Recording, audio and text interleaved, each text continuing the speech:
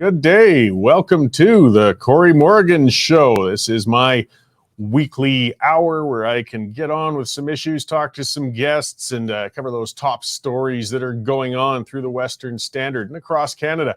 Lots of stuff always on the go. Crazy, crazy times we're living in. I guess it gives me no shortage of things to cover and things to go on about. So thank you all for joining me this week, guys. I got lots to cover. I got Franco Terrazzano is going to be my guest today. He's coming in. He is the Canadian director of the Canadian Taxpayers Federation. You've probably seen him in news or quotes from him. He's been on this show a number of times. The federal budget just came down the other week, of course, so it looks like we're all going to be in debt for generations, probably at the rate that it's going right now. As well, a number of taxes went up on April 1st. They love using April 1st to do that. So the carbon tax went up and liquor taxes went up. And there's probably a few others. I wouldn't be surprised if Franco lists a few more of those tax hikes that have nailed us as a happy April 1st sort of thing this year. So that'll be a great conversation. We're going to have him on in about 15 minutes or so. And of course, I'll be talking about a lot of issues and things that are going on. So it's good to see you all checking in there on the comment scroll, guys. For folks who can't see the comment scroll, once in a while you'll hear me reference somebody over there. You might not necessarily see it, but there are some people, live viewers, and I do like the interaction. Just keep things civil, guys. That's all. Good to see you all checking in from all across the province and across the country. All right, so let's get on with what I'm going on about today. So in Alberta, we've got a political action committee, a PAC. We have them all across the country. This one's called Back Alberta. And I'm sure outside of Alberta, you guys haven't heard much about it, but boy, it's been big news in Alberta lately, and it's been active for a few years. This PAC has been drawing the attention of local media while academics and other political pundits have been clutching pearls over the actions of this PAC. The establishment is issuing dire warnings that this nefarious PAC is gaining undue influence on the political landscape.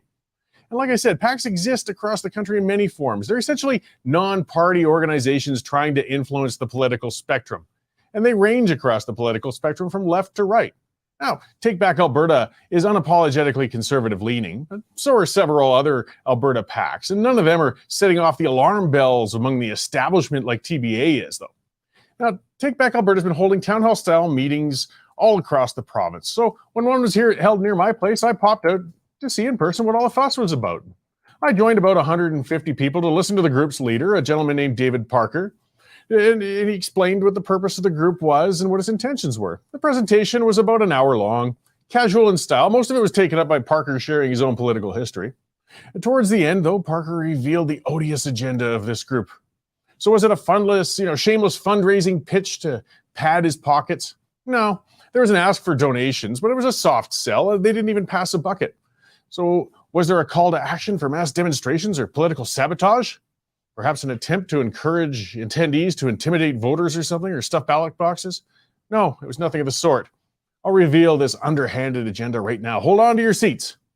David Parker and his group Take Back Alberta is encouraging people to get out and become active within the established political system.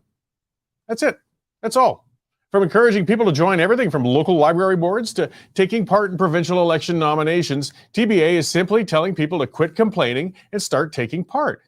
You see, David Parker and his organization are revealing a well-kept secret in Canadian politics the establishment doesn't want exposed.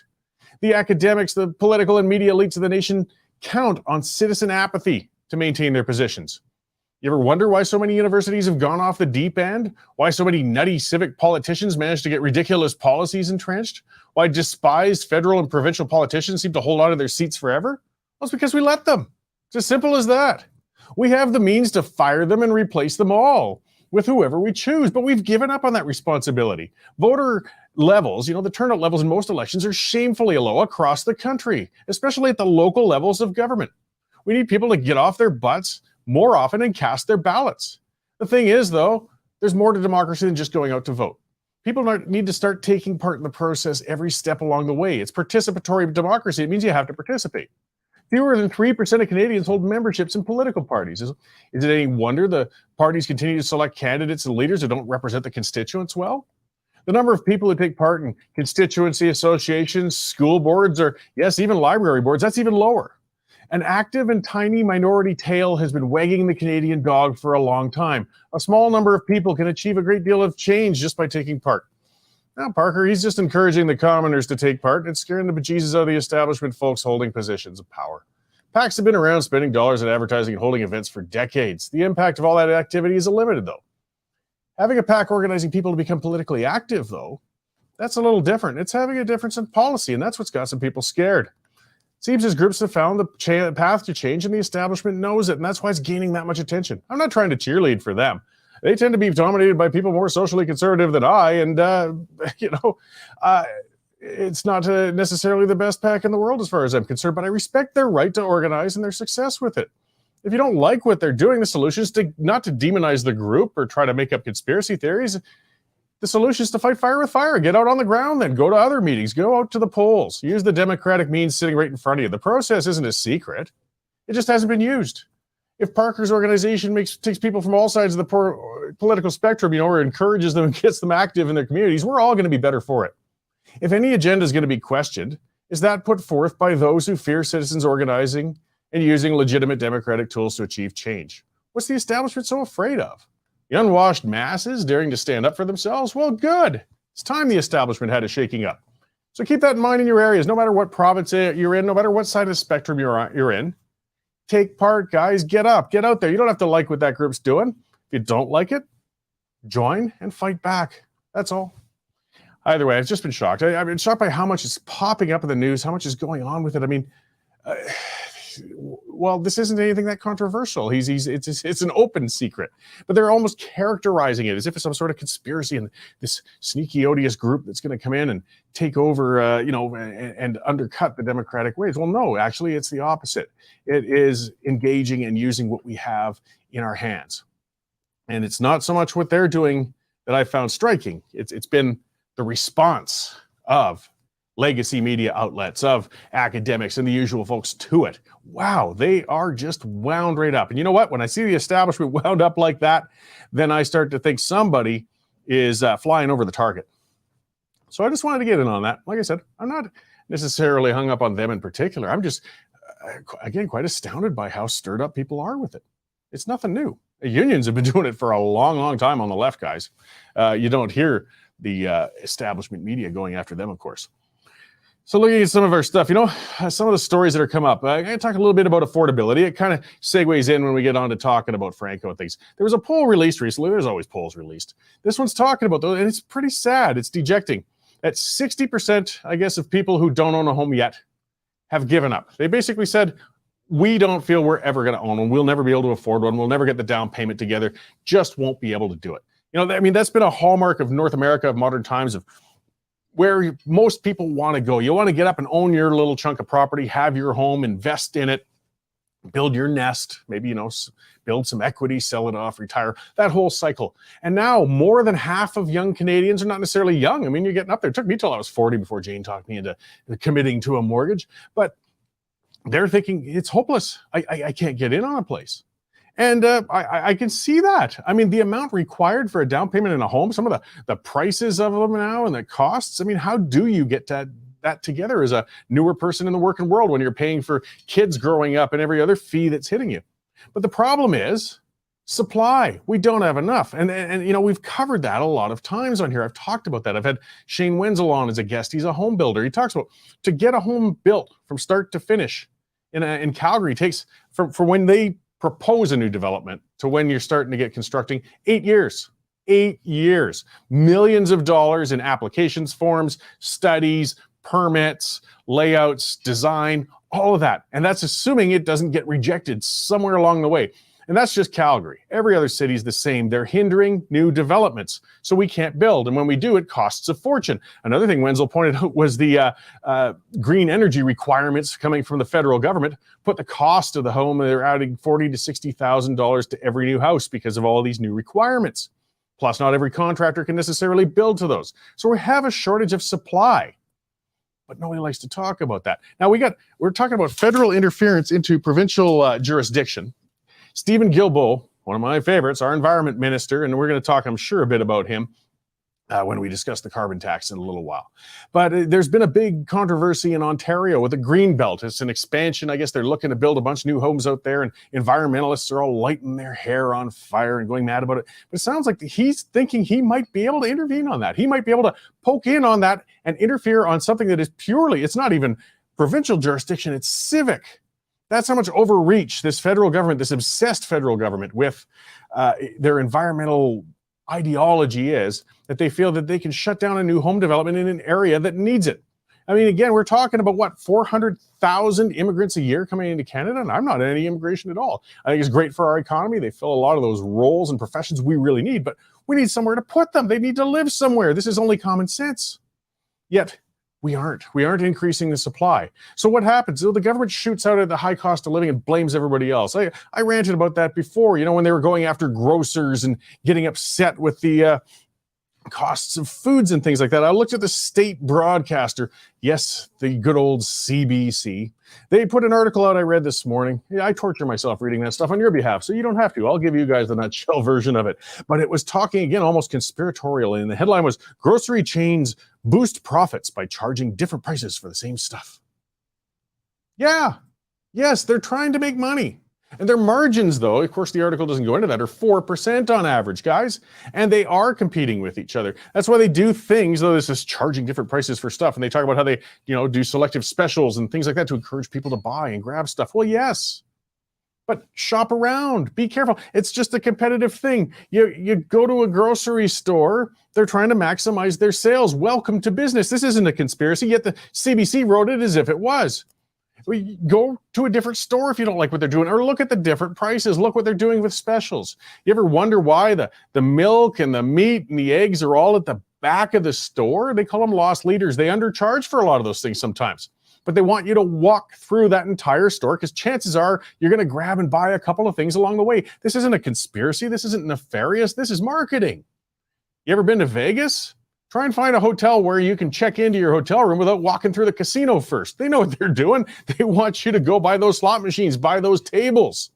Grocery stores do the same thing, but it's not necessarily bad. If you want to go to Vegas, you have to exercise self-control. Same thing when you're grocery shopping. I'll give you another little tip about what happens in the store.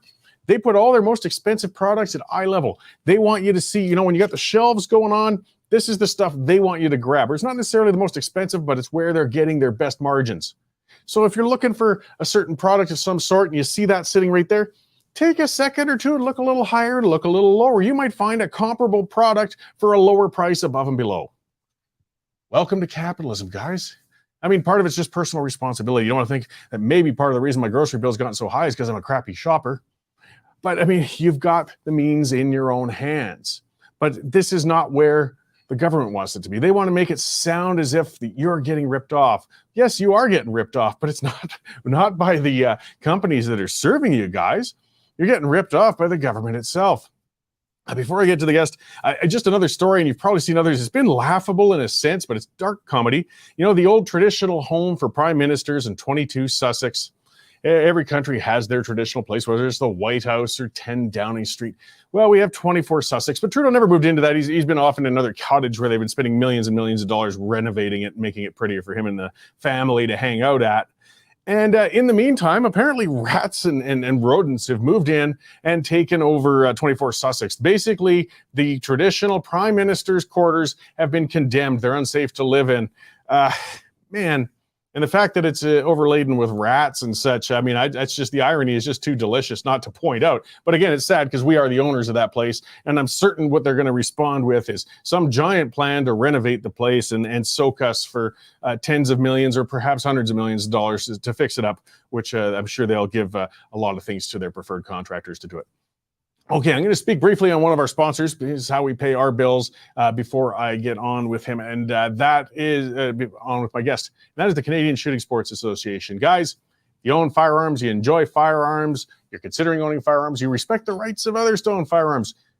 You got to be a member of this group, guys. This is how you stand up for your own rights. This is how you can speak. You work safety in numbers. Canadian Shooting Sports Association, they've been around a long time. They offer all sorts of resources for firearm owners, whether it's advocacy or resources in general, like any association will offer. So if you really value those things, guys, get out there, check them out, take out a membership. It's an investment in yourself and in your own rights. Canadian Shooting Sports Association, CSSA-CILA.org, or just Google them, of course, Canadian Shooting Sports Association, and you will get to them. All right, let's get to our guest. He's been on before. It's been quite a while, though, and it's Franco Terrazzano, the Canadian Director of the Canadian Taxpayers Federation. How's it going out there, Franco? Cory, it's swampy here in the nation's swamp. How are you? Oh, I'm doing well, but I mean, even if I'm distant from the nation's swamp, I still get to pay the bills for it. So I might as well get you to come in and tell us what we're paying for this year. With the new budget and with April 1st hitting, we got all sorts of new stuff to look forward to funding, huh? Oh, we sure do. And you know what you're paying for? Higher member of parliament pay.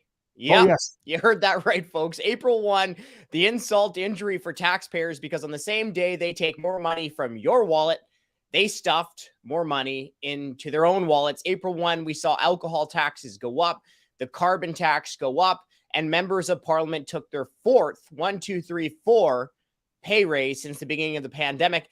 Members of parliament, the raise was about $5,100 for a backbencher, all the way up to an extra $10,200 for Prime Minister Justin Trudeau. So look, these guys, a backbencher is making about $194,000 now. They don't need a raise, and they certainly don't deserve a raise. Yeah, and you're going to pay a little more to try and drink and comfort yourself with it. I mean, I do want to point out, though, a bit of, I think, a taxpayer advocacy success story with that, in a sense, at least. I mean, damage was mitigated. The alcohol tax was supposed to go up a lot more than it did. And at least with some good lobbying from the breweries and others, the government did back off and bring it down to only 2%, I believe, wasn't it? Yeah, 2%, a 2% increase. I mean, the Canadian Taxpayers Federation and our supporters deserve a lot of credit here too, because they were emailing, they were calling, they were hammering these politicians, and we essentially forced them to back down from a 6.3% tax hike. I know we'll get into the budget in a second here, but isn't it just sad that essentially the best thing in the budget for taxpayers was that the federal government wasn't going to hike its alcohol tax as much as it wanted? Right? It wanted to hike alcohol taxes by 6.3%. It ended up increasing taxes, but by 2%. So a little bit less. That'll save Canadian taxpayers millions of dollars. But here's the thing that your people need to know, Cory. Every time you go pick up that case of Canadian, you're paying about 50% in tax. You go pick up that bottle of Pinot to enjoy with your better half, you're paying about 65% of that bottle in wine. And every time you want to enjoy one of the hard stuff, like the whiskeys, the vodkas, and rum, you're already paying about 3/4 plus of that bottle in tax. And that's it's quite a waste. And that puts a lot of pressure. And that's what some of the lobbying was. I just like to point out once in a while, it reminds people it's worth speaking up, though. You can make them back off a bit, because that was really harming the hospitality industry. I mean, as a former pub owner, I know those margins are narrow. And when you got to keep raising your prices, your customers don't respond well. And Cory, let's remember that this isn't happening in a vacuum. What just happened over the last 2+ years? I mean, our tourism sector, our small businesses, your favorite restaurant or pub or brewery down the road was absolutely hammered by government lockdowns. So it's not like these small businesses are just have buckets of cash lying around for the Trudeau government to continue to take more and more money from them. And of course, Canadians are tapped out as well. Now, Cory, let's talk about the big tax that everyone is going to be feeling, especially out there in your neck of the woods in Alberta, the carbon tax. It went up again April 1. It's going to cost the average Alberta family about $710 this year, even after the rebates. But Trudeau is going to continue cranking up that carbon tax all the way through to 2030. By 2030, the carbon tax will cost the average family about $2,700, even after the rebates. Absolutely ridiculous. Yeah, well, and that is a tax on everything. And I mean, that's one where there just hasn't been any success. We've been pushing back hard on that tax for years now, and the government's just determined to keep raising it and pushing forward with this tax. But I mean, something interesting that came out, I noticed, I mentioned Guilbeault earlier, one of my favorite people on Parliament Hill, but he kind of admitted, well, okay, so everybody's paying more than they're getting back, but it's mostly the rich. So, I mean, apparently this is a wealth redistribution tax rather than an environmental savior. Cory, two things on that. Number one, a politician finally admitting what everyone already knew, right? If you think that you can raise taxes, skim some off the top to pay for some new bureaucrats, then somehow make everyone better off with rebates, then I've got some ocean view property in Lethbridge to sell you. I mean, of course you can't do that. The parliamentary budget officer is showing that the government is using magic math to try to spin Canadians, right? As I just mentioned, from the parliamentary budget officer itself, the carbon tax is costing the average Canadian the average family in Alberta $710 this year, even after rebates. That's a couple weeks of groceries for a struggling family that the government is taxing away. Now, Cory, let's talk about that redistribution. You know, I've heard a lot in the news about a redistribution from the wealthy to the poor, but I don't think that's correct. I don't think that's largely correct. I think what we're actually seeing with the carbon tax is a redistribution from certain lifestyles to others, right? Because there's going to be a lot of rich people out there who live off of their computer, the Zoom class, who won't be paying as much in carbon tax as other Canadians who might be lower or middle class Canadians who may be mechanics, who might have to drive to work, right? Who have to heat their homes with natural gas. So I get the PBO's point, but I think what would be more accurate is to describe the carbon tax as punishing certain lifestyles while punishing other lifestyles even more. Yeah, and it punishes them, but it doesn't change them, because if you're a mechanic who has to drive to the shop to work, it doesn't change no matter how high that carbon tax goes. Or if you own a home and you want to keep your family from freezing to death, you have to pay for energy products to heat your home. So it's not like it's something you can choose to escape. Well, that's absolutely correct, right? I mean, people who have to drive to work have to put gasoline or diesel in their car. Truckers, by the way, who bring all of our food to the store, they have to fuel up their big rigs with diesel. So when you make it more expensive for a trucker to deliver the food to the store, you make it more expensive for families to buy that food at the store. Or what about farmers in Canada, right? Well, they need natural gas or propane to dry grain. Well, when you make it more expensive for farmers to produce the food, you also make it more expensive for families to buy the food. So now when we hear about the carbon tax, the government is essentially punishing you for the necessities in life. So what happens? Well, now families have less money in their pockets to pay for their kids' education, for example. Yeah, it hits us on every level. I'm glad you guys continue to point that out. So we might as well get to the true giant elephant in the room, though, and that's that massive spending budget we got greeted with just a couple of weeks ago. I guess it wasn't that unexpected, but boy, it's ugly. Oh, it's really ugly. So what is the government giving taxpayers? More debt, more deficits, and higher taxes forever, essentially. Look, I think with Budget 2023, it's safe to say that this government will never balance the budget. They'll just never balance the budget. Now, the one surprise is just how much they just don't care about fiscal responsibility or helping taxpayers. Because remember, before the budget, you had Freeland, who was essentially saying, well, don't worry, folks, this is going to be prudent. You know, even during the budget, she said she'd be exercising restraint. They'd be saving money.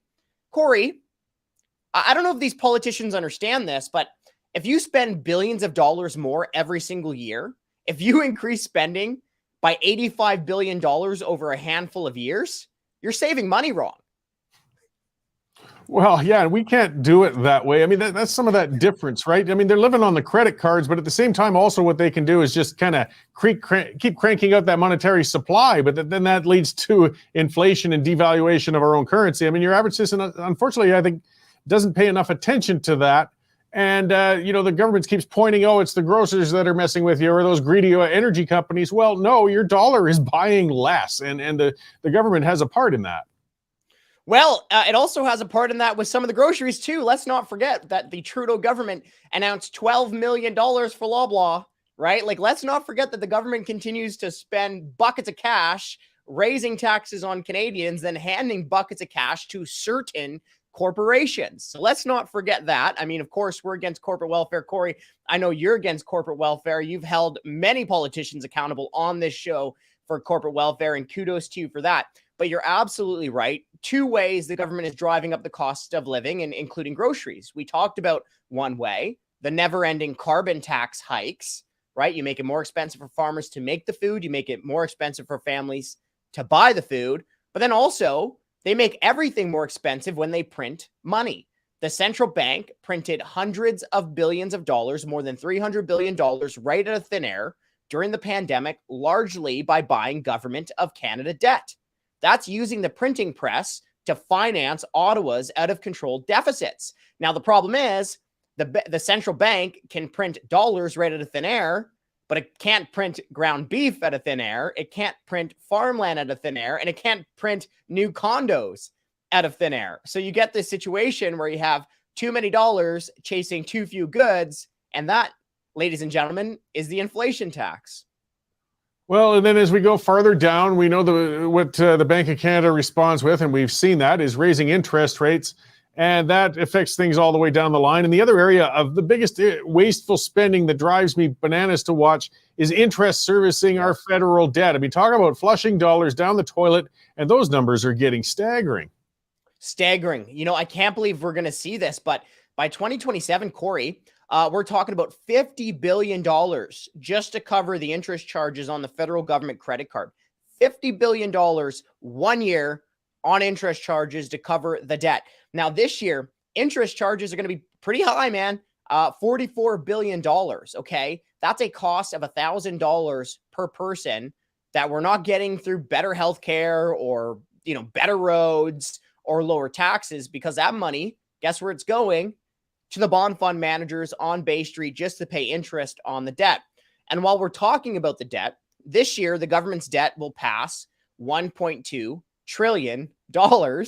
When Trudeau first came to power, the debt was about $616 billion, which means that over Trudeau's time, Trudeau will have nearly doubled the debt, the entire federal debt, by the end of this year.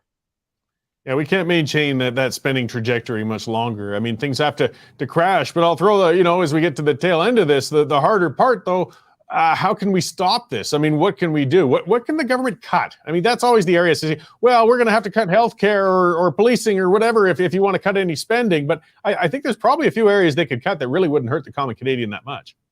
Yeah, like maybe stop giving yourself pay raises. Hey, that might help. I mean, look, we're so far away from even talking about the big things that you just mentioned because there is so much fat everywhere. I mean, you can barely walk downtown Ottawa without stepping on some government waste. Okay, like we talked about the pay raises. Here's one. Bureaucrats last year, isn't this nice? Gave themselves $200 million in bonuses when they can barely meet half of their own targets. Cory, if you go to Derek and you say, hey, I haven't met half of my own targets this year, give me a bonus check. He ain't going to give you a bonus check. He's going to give you a boot somewhere. Let me tell you that. Okay. Oh, I got to prove that idea where that goes. Yeah. $6,000 a night in a hotel room. Cut that. Maybe stop giving beef Wellington and pork stuffed tenderloin to the governor general and their entourage every time they have to fly overseas. We talked about the bonuses for those bureaucrats. What about the pay raises on top of that, right? More than 300,000 federal government employees received at least one raise during the pandemic. We just got a PBO report out yesterday that shows that the cost to fund the bureaucracy increased by 31% over 2 years. We talked about Loblaws, right? The $12 million announced for them. What about the $295 million announced for the Ford Motor Company? What about the $372 million announced for Bombardier? We still don't know how many billions of dollars the government is giving to Volkswagen. So scrap the corporate welfare. I mean, there is so much fat in Ottawa's budget that it's almost difficult to know where to start to cut. But I've given you some examples there. You certainly have, and I know we can keep you for an hour and you could list a lot more, but I do have to let you go. So before you take off, where can people find information from your organization and how they can help holding this government to account? Guys, check out taxpayer.com. And hey, for everyone watching right now, please do me a favor. If you want to contact a member of parliament, pick up the phone, give them an email and say, hey, why aren't you publicly speaking out against the pay raises? I would love to hear what they say to you. Yeah, it's when it comes to their own wallets, it's amazing how quiet they get. Always great to have you on, Franco. Thanks for the work you're doing, and I'm sure we'll talk again soon. Take care, Cory. Great. So that was Franco Terrazzano, the Canadian Taxpayers Federation. It is always a good chat. It sounds almost repetitive, but it's because, as frustrating as it gets, things just keep going the same way. The spending keeps going up. The borrowing keeps going up. And again, it's all of us who end up paying the bills. It comes out of our pockets. We got to keep paying attention. We got to keep fighting it. And that's what they're doing. So, yes, a good discussion. Well, I'm going to get on to another area, I guess, of political delusion and frustration, and something I go on about. Every city, every jurisdiction in Canada is dealing with this. I mean, it's related to a lot of things. The bottom line, I think the root of the whole thing is the addiction epidemic that's going on. It's definitely an epidemic. It's happening in every city. It's Toronto is Toronto, Calgary, Edmonton, Vancouver. It seems it's predominantly in the West. Other cities aren't getting hit as hard, but every city is getting hit badly, and it's leading again to higher associated crime. It's leading to thousands of overdoses, thousands, and we aren't doing enough about it, or we aren't doing the right things about it. We've taken an enablement approach over the years. In Calgary, it hit ahead the other day. I mean, basically, it's gotten so bad in Calgary and Edmonton, and I still want to credit our own Arthur Green. He's been putting a lot of pressure on because the enablers don't want to talk about it. They don't want people to see it. They don't want people to realize how bad it's gotten and how bad their policies have failed, and they've failed. And Cliff Burkhard pointing out, not just cities everywhere. That's true. Even, smaller communities in Alberta and everything, this awful addiction problem is going everywhere. And I tell you what, it's hitting every class, every race. It doesn't matter. People are getting nailed by this. I've talked about that on the show before. Maybe it's because I'm at this age group, but I personally know 3 different people now who have lost sons to overdoses, or they call it drug toxicity or poisoning now. It doesn't matter. The bottom line is they took things that weren't from the doctor and they died because of it, and they didn't intend to. What a waste. And we're not talking about people from the rough end of town or people from abusive families, though that happens too. Just, it can be anybody, guys. And there's people who get addicted later in life. I mean, they got onto some prescription opioids because of an injury, and it led to an addiction. Either way, the denial has gotten too far. And in Calgary, we've had a policy of denial and enablement for a long time. And we saw it yesterday with a press conference where Premier Daniel Smith came in and at least addressed one facet of it. And there's a lot of facets, but basically said, we need more policing, and we're going to fund it. And we're going to bring in 50 more officers in Calgary and 50 in Edmonton, and as well as funding some more things for mental health supports and things such as that. But it was almost a shameful press conference as you saw Mayor Gondek, who previously had been supportive of defunding the police and feeling that the way to address this somehow is to have more social workers out there on the streets. And I mean, there's a role for that. Absolutely. You want to help people. You want to, get them into treatment and things like that. But in the meantime, people are unsafe. And it seemed awfully just the way it went. We've had 3 stabbings in Calgary in the last 3 days on the transit system in downtown. One of which, and I'll expand a little further into the root of that problem too, because this is just so many layers of complication going on. But one of those stabbings happened just hours basically before the press conference of Jyoti Gondek standing up there, Calgary's mayor, basically shamefacedly watching a provincial leader step in and take over the crime that really was municipal jurisdiction, but they let get out of their hands. And we're seeing numbers that are promising. I've talked about that on this show before, but I want to keep talking about it because we got to look at what's starting to work. And there was a great graph that I saw that showed the overdose differences between BC and Alberta over the years. Now, BC has very much taken the West Coast approach, just like down in Portland, Oregon, or San Francisco and in Vancouver, we're seeing it. See, if we can just enable them enough, if we can just give them enough free drugs, if we can decriminalize enough things, if we can allow enough tent cities to set up, somehow these addictions will just go away. I mean, the biggest measure of a failure of a policy, of course, is a fatality, and an overdose is a fatality. So you see those 2 lines on that chart, and I'll describe it because some people are listening on the podcast, but they really follow the same trajectory. You can see that both provinces are dealing with the same issues. It rises and drops at the same period. But then suddenly something happened just a few years ago. Alberta's overdoses dropped dramatically, and they've stayed down. It looks like there's a little bit of a recent uptick in them, but for the most part, they've stayed down. BC, on the other hand, has stayed high. Their overdoses are way up there, and they had a bit of a drop, but now they're continuing to climb. The spread between the 2 is huge. And again, we've been very hard on Jason Kenney, former Premier Kenney, for many, many things. But one of the things he did was said, look, we need more treatment facilities. We've got to have the availability when somebody hits bottom, when somebody's ready for treatment, to say, we can get you in, we can help you, and we can treat you for your addiction. And with that, Alberta has opened up 8,000 treatment beds, almost double what BC has when BC has a larger addiction problem and a larger population. And we're starting to see the fruits of that. There's still a problem. I mean, that graph shows there's still, unfortunately, hundreds and hundreds, it's building up to thousands of Albertans dying from overdoses, but it's dropped. That's the first sign we've seen some indication of progress on it. And we need to move with that. We need to face that reality. We need to have those discussions. And instead of facing those statistical realities, instead of having those discussions, if anybody's been watching me on Twitter lately, you've seen I had people coming after me because I took a picture of some syringes I found on the way into the office today, and I put them out there and say, this is what we're seeing out here. Because those syringes I took the picture of were along the side of a sidewalk, and they're only literally 5 blocks away from the Sheldon Chumere Center, which is a safe drug consumption site, a supervised drug consumption site. I've had a doctor on to talk about that before. I mean, supervised consumption, we want to mitigate harm. Sure, of course. You can't treat an addict who's dead. And if they will come in and use those sites, great. But the reality is, and one of the doctors I talked to said, basically, they're only good for at best within a kilometer of where they are. So to really have an impact, you'd have to have dozens and dozens and dozens of these sites. Plus, a lot of addicts just don't choose to use them. So whoever was shooting up in that spot where I took those pictures, they chose not to use the safe consumption site. They went elsewhere. It doesn't necessarily work. In fact, the majority of addicts don't go to those sites, but a lot do. But it isn't so much for safe consumption. It turns into a congregation area.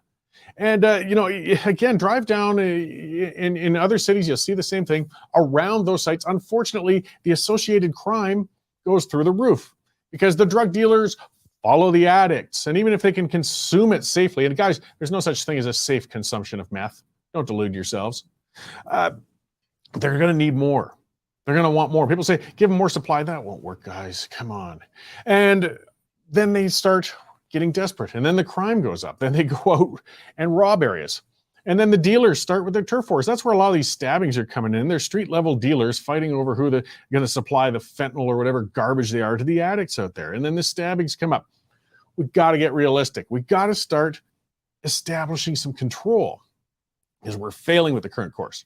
And I'm going to go back. Not everybody's old enough to remember, but when I grew up, I mean, the reputation, for example, of New York City, and the subway, it was literally the thing of movies. There were cheesy 70s and 80s movies about how graffiti-laden and crime-ridden the New York subways were. They were the most frightening place to get into. And they started something into the 1990s, I believe it was the late 80s, early 90s, but it was called the broken windows, not the economic broken windows fallacy. This was about taking control of the area. And the way this theory works, it says, if you see a broken window, you don't leave it there, you don't board it up, you go out and fix it right away. You see graffiti, you clean it up right away. You see disorder, you arrest it and get them the hell out of there right away. Because these things are contagious. And it leads to more social disorder. It leads to people feeling a lack of respect for their environment around them all the time. And it took them years and years to work on this. Part of it as well that they focus on, they realized, and they've talked about, is that the vast, vast majority of crimes were committed by a tiny minority of people. And if you can identify those repeat offenders and get them out of there, the crimes drop dramatically. So they did this for years. And New York City, it was a great transition. I mean, people, tourists, the rest, riding the subway in New York. I mean, still, it's a giant city. It still had crime issues, but way, way less than it used to be. But it started to degrade because, again, unfortunately, progressives get in and they soften up and they let it go and you start enabling again. And you're hearing experts, I love these experts that come out of the woodworks, saying that whole broken windows thing was a failure. What are you talking about? It worked excellently. It was only a failure once you guys stopped. We need that here. We need to clean it up. You've got to clean up the literal urine and such that are on, transit stations and areas. You've got to move those troubled people out of those spots. And it doesn't fix the whole problem, but it fixes one part of it. I mean, some people who are stuck on any solution you point out, they say, well, then you still got the problem over there. Well, yes, you do. But you've solved one of them. You can't just dismiss everything. That's where we talk about getting people off of transit. Transit is not a safe consumption center. It's not a housing center. It's not a homeless shelter. It's a transit facility. And yes, once you move the addicts off of the transit, you still have the problem of the addicts. Absolutely. And that's what we got to talk about. And that's what we got to talk about, treatment. But at least the commuters who use it and the taxpayers who fund it, it's one less problem. They can safely get to work and back, because right now they can't. And we just have to get realistic with this. And, there's nothing more stupid than defunding and devaluing your police. I mean, talk about, if you want some of the issues and cultural problems they've had among police forces. I mean, we've seen polls on that too with police. Yeah, they screw up and they can be overly aggressive at times. They can racially profile at times. They do a lot of things wrong. But what do you think helps spawn that? Well, some of it is when you've got nothing but crap thrown at you all the time. When the establishment, when the mayor and the rest are constantly crapping on you. And no matter what you do, yet you're going out there, you're getting stabbed, you're getting spit on, you're getting yelled at. And what do they say? We want to rip away your thin blue line patch that pays homage to the lost and fallen police officers in the past. That's how they reward you. Well, no wonder the officers are feeling dejected and having a hard time getting out there. And the other part, to get further, of course, and somebody mentioned that in the comments too, and Cliff saying, yeah, catch and release. It's the bail, and that's federal. And we're seeing this with every one of these major crimes, almost every one of them. The lunatic in Calgary recently who went out on a stabbing spree, he tried to steal a purse, and then he stabbed 4 people before he could get caught. Turns out he was on bail. Shocker. And you know what one of the bail conditions was? He wasn't supposed to carry a knife. Yeah, I know. I'm not making this up. Don't you do that again. What are they going to do this time when they let him out? Double dare you not to carry a knife. Guys, it doesn't work. It doesn't work. This is a chronic. This is one of the ones established. With one of the stabbings we had up in Calgary a couple of weeks ago, it was a woman who stabbed a bunch of people up there. Turns out she'd actually murdered her own mother a few years ago. Doesn't seem like she was reformed terribly well. She was out stabbing women at a train station shortly afterwards, but we keep letting them out. We've got to, again, get to realizing, again, that minority, that small amount of people that are committing the majority of the crimes, and realizing, whether we like it or not, we got to keep them locked up. And people are saying, we can't afford to lock everybody up. We can't afford to leave them out. Look at the cost. Is it, because people say, oh, a maximum security inmate, and that's just in the max. And yeah, they'll cost $170,000 a year to keep a male one or something like that. Okay, but what does it cost to constantly have somebody in and out of the police station, bailed out, in and out? How much does it cost for the emergency services constantly on them, the courthouse to keep trying them and releasing them over again? What about the cost to the victims? That's the cost that keeps getting overlooked too. What about the person who was intimidated, the person who was mugged, the person who was stabbed? That's a cost, a big cost, an unacceptable cost. We can't reform the worst of them. We've been trying. So yeah, sometimes, you know what? Unless they can come up with a cure for the chronically violent people, and that's where we got to be careful. We do want to fix people. That's the best outcome, certainly. But when you get the ones that have 30, 40, 50 charges under their belt, and they do, you can't fix them. Warehouse them. Let's get real. Take them off the streets and put them away. And you know what? You don't have to spend as much once you've committed yourself to that. Here's your books. Here's your videos. Here's your secured facility somewhere, and give it to Nunavut or something. They could use some jobs up there. But you're not getting out anymore. It's done. We tried. We can't fix you. Because constantly releasing them isn't working. We need reality-based policies. Not what we'd like to see. We need what works. And it's not working. And bail is a big one. And I mean, our priorities, again, it's politicized. And I lay this one on Trudeau's feet. I mean, remember, Tamara Leach, she was on the show recently. Look at what they went through. This is a woman who's, barely over 5 feet tall, a grandmother, never committed a crime in her life, harmless. I mean, we could debate on whether or not the convoy was right or wrong. But when you're looking at bail, when you're looking at, does she present a threat to the public if we let her out until her trial? Anybody with common sense goes, no, of course not. You give her bail. But no, they kept her in for weeks and weeks and weeks. I mean, when there was she could pose next to the wrong person in a photo, they sent homicide officers all the way across the country to pick her up and stuff her back in jail again. Yeah, this is nuts. Meanwhile, we're letting stabbers and murderers and assault, people committing assault out all the time. And what happened? They're going out and they're assaulting more people. It's madness. Either way, seeing that turn around, seeing the shame on Mayor Gondek's face, and that's what it was, and it was well deserved. Maybe it's turning around. The public have had enough and they're speaking up and they're sick of it. So maybe we'll see some change. We'll see some outcomes. And again, it's not, I want to see the addicts treated. I want to see the homeless people fixed up. But we got to treat things with reality. Okay, I'm running near the end, guys. It was, thanks, Karen, for saying it was a good rant. I'm just getting it out of my system, but, it's important stuff to talk about. There'll be a lot more to cover next week. I'm looking to have a guest on, Quick Dick McDick. Some people might be familiar with him. He's an agricultural producer in Saskatchewan with a great sense of humor, and he really hits on those issues in an excellent way. So we'll have a great chat there, and, of course, we'll discuss other issues and items that come up. So thanks for joining in today, guys, and we'll see you all next week at the same time. Canadian Shooting Sports Association. Without the CSSA, our gun rights would have been taken long long ago. These guys are on the front lines helping to draft smart and intelligent firearms regulations and legislation in Canada, and more importantly, educating the public about how we keep guns out of the hands of the wrong people. To become a member, it's absolutely worth every penny.